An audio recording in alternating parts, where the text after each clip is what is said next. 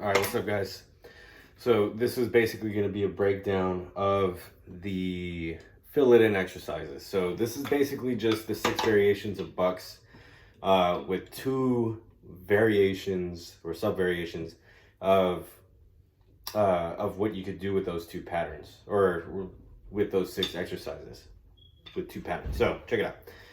Fill-it-in A. If you look at the battery exercise packet, it's going to be on the second page, and it's going to be the first little 2-line snippet that says fill it in duple.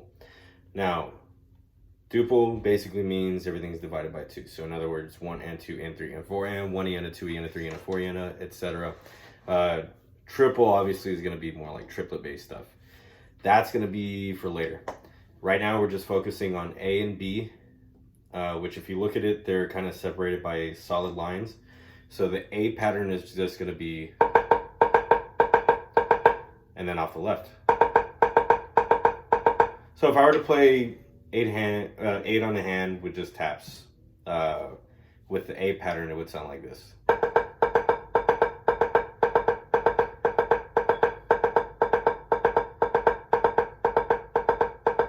So on and so forth. With the B pattern, it'd be. Now that one's different because we can't do 4 counts of 1 and a 2 and a 3 and a 4 and a, because you're gonna end up with this.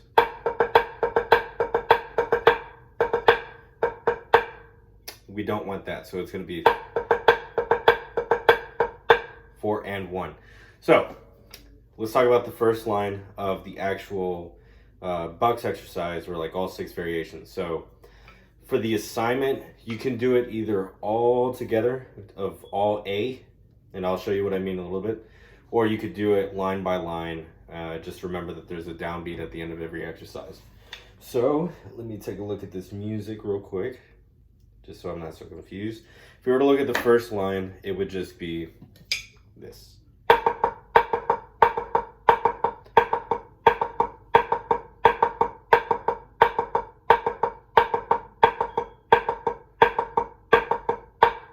That's it. For the second line, it's going to get a little tricky. We're basically going to keep this, but we're changing up the accent pattern. So now it's going to be.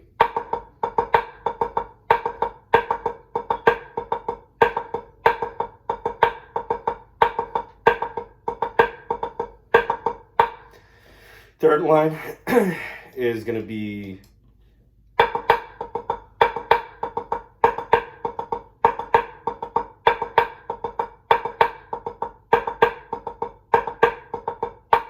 And this is where it's going to start to get a little tricky for the next 2 lines, so for the 4th and 5th variation.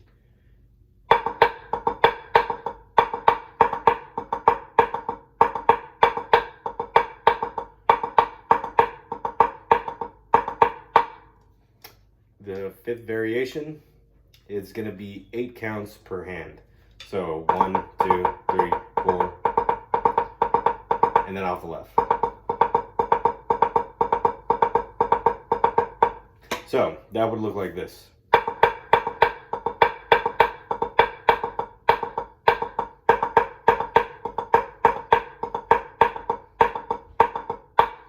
And then the last variation.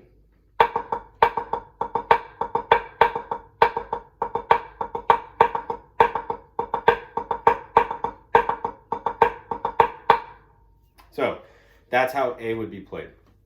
And you can do it kind of like how I showed you, where I did line by line, and then you could just count yourself off, or you could just play. Doesn't matter. The second version of what I want, which is the B pattern, is going to sound like this.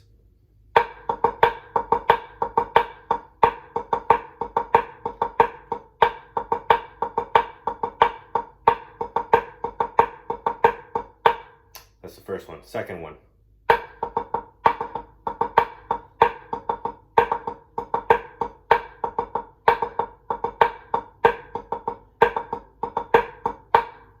Third one.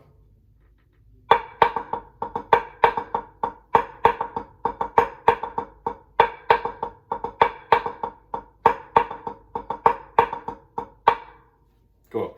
And just keep in mind, honestly, I have not practiced this until right now. So if I happen to mess up, it's because I haven't practiced. So that takes us to the fourth variation.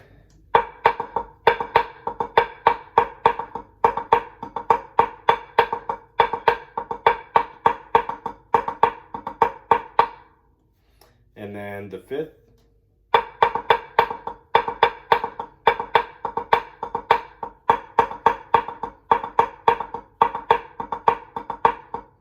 And then the sixth one.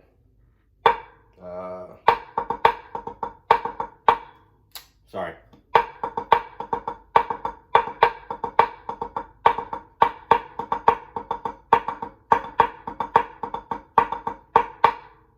Now, the importance of this is being able to maintain proper stroke technique, or just technique in general, while playing a main pattern with the primary hand. So we have one hand going like this, and we're just filling it in. We're trying to get the same tone and quality from the opposite hand.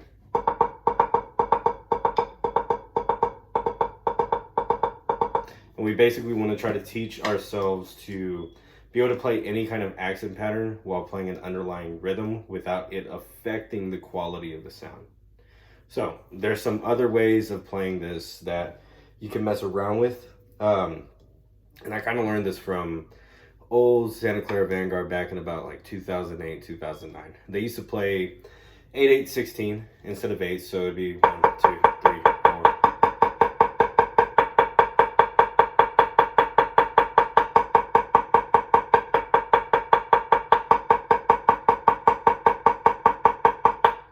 And what they would do is they would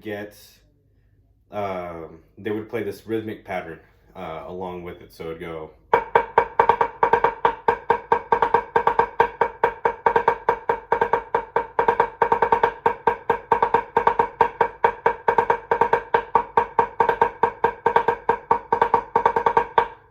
And they had like a whole list of variations that you could do with that. And this is one of the things that I learned from it.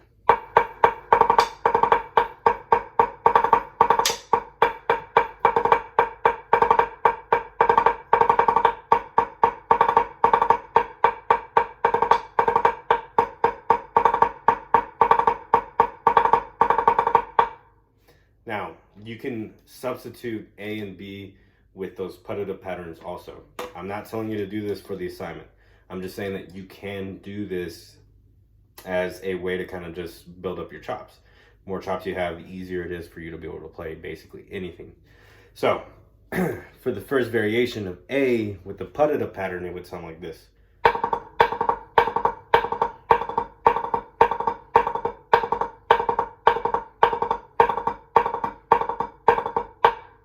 With B,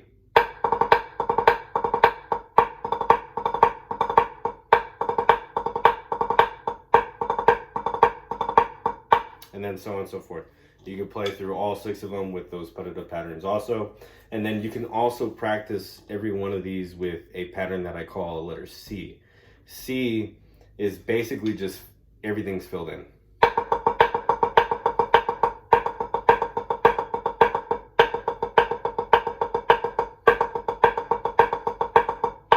Now, if you also look at the other variations that we have there, we have AABB, BBAA, ABAB, BABA, ABBA, and then BAAB. Basically what we're doing is we get the first beat of the pattern and do it 2 times for the third, let's say third variation, so AABB. And what you could do is just do a regular Bucks pattern with it. If you look at BBAA, and one thing that you could do to just kind of make sure that you're playing everything right is play the opposite hand off the or on like a non-audible source. So if I were to do BBAA, that should sound like this with the right hand. So nothing changed. Same thing off the left. And then you could basically do the same thing with every one of these variations. So BABA, fifth variation,